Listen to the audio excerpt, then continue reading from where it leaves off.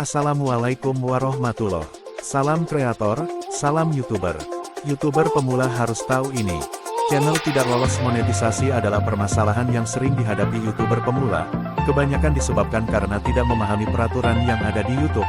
Akhirnya tidak tahu mana yang boleh dan mana yang tidak boleh dilakukan saat membuat konten di channel Anda sendiri.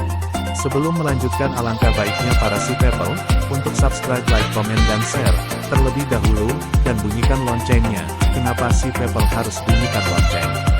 Karena agar para si people semua bisa tahu tentang updatean peraturan algoritma YouTube yang disuguhkan di video kami. Sangat jelas dan terlihat bahwa peminat untuk menjadi YouTuber sangat meningkat pesat. Banyak juga yang ingin menjalankan profesi ini hanya karena ikut-ikutan saja, ikut tren akhirnya nyerah karena mendapat kesulitan di tengah jalan oleh sebab tidak mengetahui di dalam YouTube ada banyak hal yang harus dipelajari dan tentu harus dipatuhi.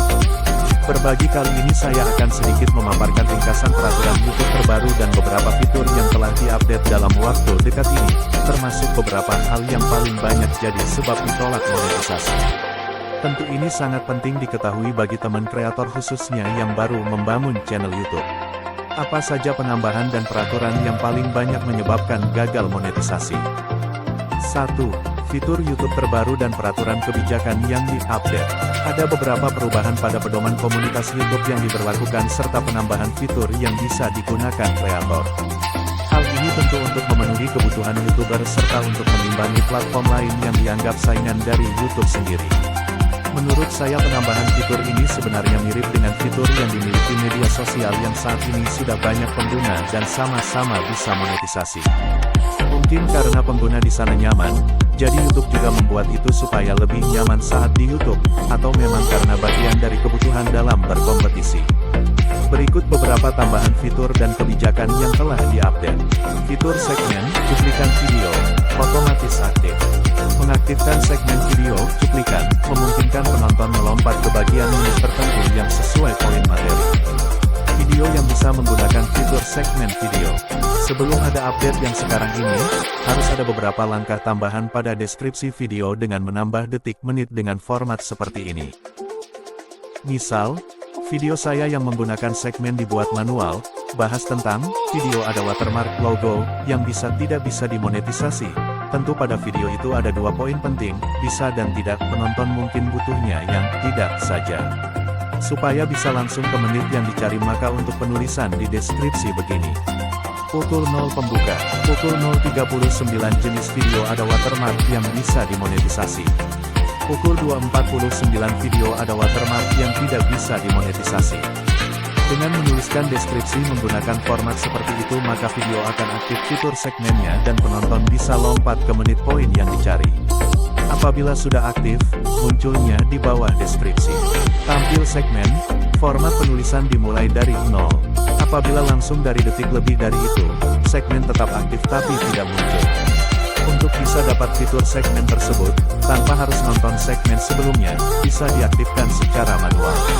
Itu dulu yang sebelum update. Setelah update, fitur ini juga bisa diaktifkan secara otomatis dengan mengaktifkan pengaturan di video. Caranya, buka detail video, scroll ke bawah lalu klik tampilkan lebih banyak, maka akan muncul opsi segmen otomatis. Checklist izinkan segmen otomatis lalu klik simpan. YouTube akan membuat segmen secara otomatis berdasarkan isi konten, tapi kalau kontennya memenuhi. Keuntungan menggunakan fitur segmen apa? Akhir-akhir ini saya sering membagikan segmen cuplikan ke media sosial FB, Twitter, blog, dan lainnya. Karena cuplikan beberapa detik dan langsung ke menit tertentu, jadi menurut saya akan lebih mudah ditemukan poin pembahasan yang sesuai kebutuhan. Jadi, karena kebetulan di channel dan blog saya ada komen menanyakan solusi dari sesuatu masalah yang masih terkait dengan YouTube dan jawabannya sudah ada pada video saya di menit tertentu.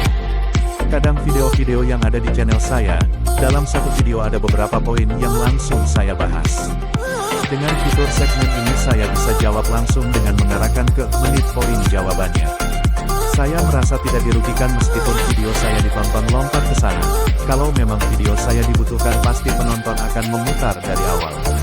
Justru saya jadi lebih bisa berbagi pengetahuan dengan mudah sesuai yang dibutuhkan sedulur penonton. Ya semoga saja videonya bermanfaat dan memberi solusi. Selain itu, Apabila video yang sudah disetting aktif segmennya tidak harus menulis format menit di deskripsi, saya atau sedulur semua bisa membagikan sesuai segmen. Membagikan segmen dengan menambah keterangan komentar lain yang berbeda dari judul aslinya akan lebih menguntungkan. Informasi terbaru mengenai YouTube adalah, adanya peraturan baru terkait konten untuk anak.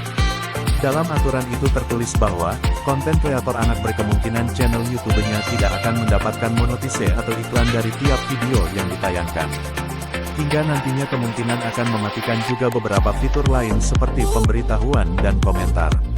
Maka dari itu, para konten kreator yang mengkhususkan kontennya untuk anak-anak agar dapat mengonfirmasi sebelum mengupload apakah konten tersebut untuk anak-anak atau bukan. Peraturan baru ini, dibuat oleh YouTube lantaran YouTube sempat didenda sebesar 170 juta dolar Amerika Serikat oleh Federal Trade Commission (FTC) New York. Di mana YouTube telah melanggar peraturan perlindungan privasi online anak (COPPA) dengan mengumpulkan informasi si anak tanpa pemberitahuan orang tua dan menampilkan iklan di tayangan YouTube yang si anak itu tonton. Maka dari itu dengan adanya aturan ini, konten kreator anak sebaiknya menghindari pelanggaran sebisa mungkin, agar masih bisa terus mendapat iklan atau mungkin beralih ke konten lainnya. Berikut cara kerja algoritma YouTube pada setiap tahunnya yang menarik untuk kamu ketahui. YouTube dilaporkan sedang menguji coba fitur baru, Smart Download. Kabarnya, akan bekerja untuk konten-konten video pengguna Android. Disadur dari XDA Developers, Sabtu tanggal 15 Januari tahun 2022, ketika terhubung dengan Wi-Fi, pengguna yang mengaktifkan fitur Smart Download di YouTube akan secara otomatis mendapatkan beberapa video. Video-video yang terunduh otomatis itu, disesuaikan dengan algoritma yang direkomendasikan oleh YouTube untuk penggunanya. Sejauh ini, fitur itu tengah memasuki masa uji coba di daratan Eropa. Beberapa pengguna telah diminta untuk mengaktifkan fitur tersebut. Pasca terdaftar, YouTube bakal secara otomatis memberikan 20 video pilihan dan telah diunduh dan didapatkan pengguna di daftar putar video offline mereka. Fitur ini dikatakan baru bisa diterapkan pada Android 12 dan yang sudah meningkatkan akun YouTube-nya menjadi premium. Bagian algoritma YouTube. Agar video YouTube yang Anda bagikan menjadi maksimal, Anda perlu memperhatikan dan memaksimalkan fitur yang tersedia di YouTube. Fitur di bawah ini merupakan berkaitan dengan algoritma YouTube. Berikut ini adalah fitur-fiturnya. 1. Search. Pastinya Anda tidak asing dengan fitur yang satu ini yaitu search atau pencarian. Sesuai dengan namanya, fitur yang satu ini memudahkan para penggunanya untuk menemukan video.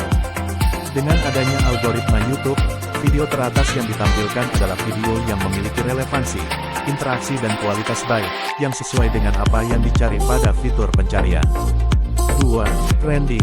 Fitur yang satu ini adalah hasil dari algoritma YouTube yang mengumpulkan beberapa video terpopuler pada waktu tertentu. Video terpopuler yang masuk ke dalam fitur ini, tentunya akan berbeda-beda di setiap negara. Algoritma YouTube selalu melakukan pembaruan video terpopuler setiap 15 menit sekali. 3. Subscription. Jika Anda menyukai video dari channel YouTube tertentu, fitur berikut ini akan membantu Anda menemukan lebih banyak konten dari channel tersebut. Jika Anda sudah melakukan subscribe pada channel tertentu, setiap konten terbaru akan ditampilkan di beranda YouTube Anda. 4. Home dan Recommended Videos. Ketika Anda membuka YouTube, halaman pertama yang Anda lihat adalah Home dan juga Recommended Videos. Algoritma YouTube akan menampilkan video-video rekomendasi yang relevan dan sesuai dengan preferensi penggunanya. Video rekomendasi ini, tentunya didasari aktivitas penggunanya, apakah pengguna menonton video terkait hingga selesai atau tidak. Cara agar video YouTube direkomendasikan. Setelah Anda mengetahui tentang algoritma YouTube, Anda juga harus mengetahui bagaimana agar video Anda direkomendasikan oleh YouTube. Berikut ini adalah caranya. 1.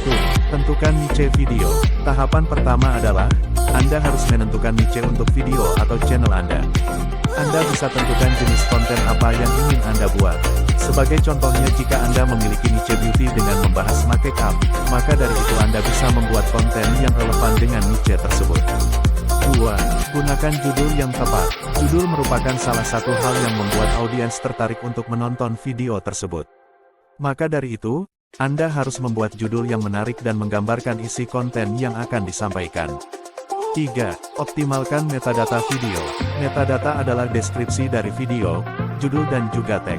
Anda harus memastikan semua hal tersebut mengandung kata kunci atau keyword yang sudah di-riset sebelumnya. Karena semakin banyak keyword yang digunakan, potensi YouTube merekomendasikan video Anda semakin besar. 4. Menggunakan thumbnail yang menarik. Tidak hanya judul saja, thumbnail juga penting untuk dimaksimalkan, karena audiens biasanya tertarik dengan visual yang menarik. Untuk thumbnail, Anda bisa memasukkan gambar, cuplikan konten tersebut, tulisan, dan lainnya. 5. Upload video dengan konsisten. Jika Anda sudah membuat konten video di YouTube, pastikan Anda secara konsisten mengupload konten terbaru ke depannya. Karena jika Anda konsisten memposting video di YouTube, maka audiens Anda juga akan meningkat. Itu dia ulasan mengenai algoritma YouTube. Semoga ulasan di atas bermanfaat untuk Anda.